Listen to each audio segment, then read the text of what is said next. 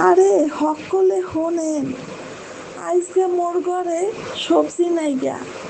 হের লেগে মই বাজারে না যাইয়া ছাদেই বাজার করতে এসি।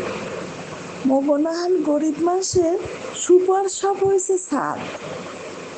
বাজার থেকে একদিন জামাই কলমি শাক কিনে আনছিল। হেই আর সকল গোড়াগুলান মই পুঁততে থুইছিলাম মাড়ির মধ্যে। হেন্দা কলমির দেখা হয়েছে। কয়দিন পর পরই এই শাক তুলি আর খাই।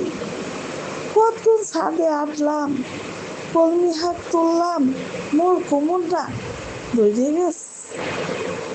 কি আর কমু, এখন আর আগের মতো শক্তি নেই। দুইটা শাক তুললেই হাঁটু ব্যথা, কোমর ব্যথা, মনে হয় বুড়ি হয়ে গেছি।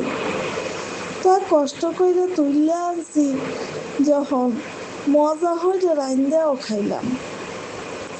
মন নিজের হাতে তুইলা আনা কলমি শাক দিয়া ভাত খাইয়া মনটাতে যে কি শান্তি পাইছে, সেই সব বাজারের সবজিতেও নাই।